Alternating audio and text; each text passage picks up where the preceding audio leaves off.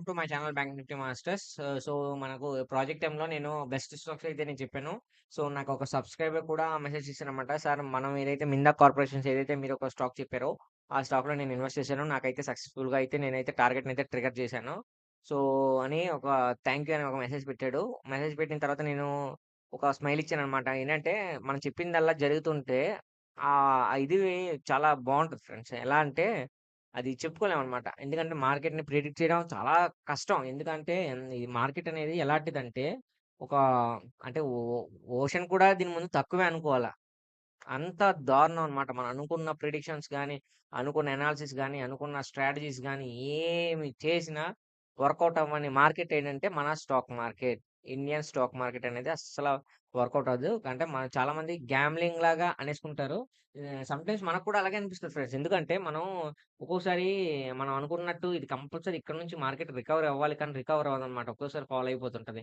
So, ఇలాంటప్పుడు మనకు అనిపిస్తుంది ఏంట్రా బాబు ఏమైనా గ్యామ్లింగ్ ఏమైనా జరుగుతుందా అన్నట్టు ఒక్కొక్కసారి అనిపిస్తుంటదనమాట. అది అంటే గ్యామ్లింగ్ జరగదు. కానీ చెప్తున్నాను. అంటే అనిపిస్తుంటదనమాట. మన ఇమాజినేషన్‌కి అలా ఎళ్ళిపోతాం ఆటోమేటిక్‌గా. ఎందుకంటే మనం చెప్పిన దానికి నెగెటివ్‌గెళ్ళినా, లేకపోతే మనం ఎప్పుడైతే మనం కాల్ ఆప్షన్ తీసుకుంటామో అప్పుడే మార్కెట్ పడినా, సో, ఇలాంటి టైంలో మనకేమనిపిస్తదంటే ఏంట్రా బాబు ఏదో గ్యామ్లింగ్ జరుగుతుందిరా బాబు! మార్కెట్‌లో ఖచ్చితంగా ఏదో గ్యామ్లింగ్ జరుగుతుంది. నేను ఎప్పుడైతే ఎంట్రీ ఇస్తున్నా అప్పుడే నాకు లాస్ రావడం ఏంటి అని చాలా మంది అనుకుంటారు.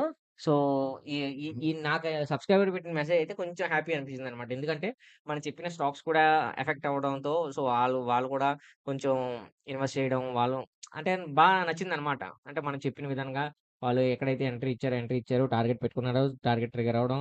సో, నేను మీకు విత్ ప్రూఫ్‌తో చెప్తాను. చూడండి. అంటే ప్రూఫ్‌తో చూపించాల్సిన అవసరం లేదు. ఎందుకంటే ఆహ్, అదంతా సెకండరీ అనమాట. కానీ నేను నేనెందుకు సబ్‌స్క్రైబర్‌కి కంపల్సరీ నేను ఇచ్చేస్తానంటే, సో, అంటే లాస్ అవ్వడం నాకు ఇష్టం లేదు ఫ్రెండ్స్. లాస్ అవ్వి అంటే నేను అలా లాస్ అయ్యి నేను కూడా ఇచ్చేసాననమాట. చూడండి.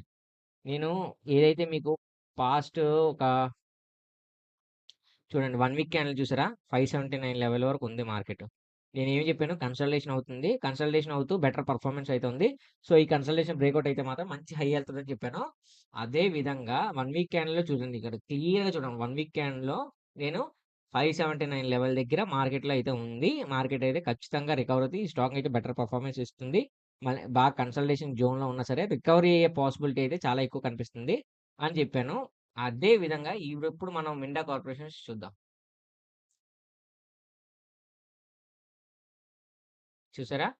మనం ఏం చెప్పాం? మనం మార్కెట్‌లో అయితే ఖచ్చితంగా మనం ఏదైతే అనుకున్నామో 579 లెవెల్ మనం అనుకున్నాం. మార్కెట్ ఖచ్చితంగా మనం ఎక్కువ పాయింట్స్ పెట్టుకోకండి ఫ్రెండ్స్. ఒక 50, 100 పాయింట్స్ పెట్టుకోండి అని కూడా చెప్పాను. అదే విధంగా మార్కెట్ అయితే ఏదైతే లాస్ట్ చూసారా?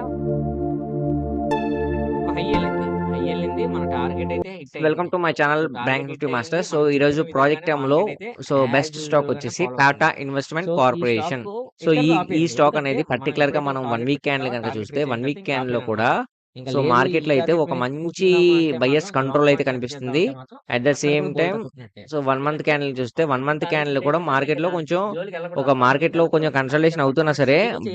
ఒక మార్కెట్ ఎందుకంటే ఇంక పైకి ఆ వెళ్ళడానికి స్టాక్‌తో ఎక్కువ అక్కడితో ఇంట్రెస్ట్ ఇంక ఆపేయొద్దు. చూపిస్తుందన్నమాట.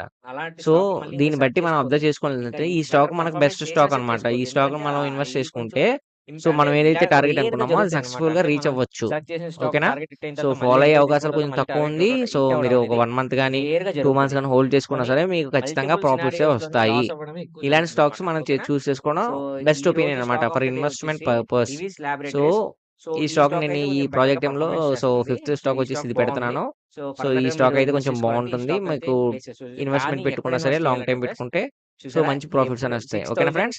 సో, తిరిగి మళ్ళీ 6266 ఈ రేపటి లెవెల్ మళ్ళీ బ్రేక్‌ఔట్ వేరే అవ్వాలి. ఈ స్టాక్‌తో లెవెల్ మళ్ళీ మనం బ్రేక్‌ఔట్ అయితే కలుద్దాం. నేను నా ఎంట్రీ వీడియో గనుక తీసుకోవాలి. ఓకేనా? నచ్చితే వీడియోని సో, లైక్ చేసి నేనైతే సపోర్ట్ అండ్ రెసిస్టెన్స్ ఛానెల్‌ని అయితే సారీ సబ్స్క్రైబ్ నేనైతే చేసుకోండి. ఈ సో, ఈ stock thanks better for performance watching. ఇస్తాననుకున్నాను. Thanks for watching.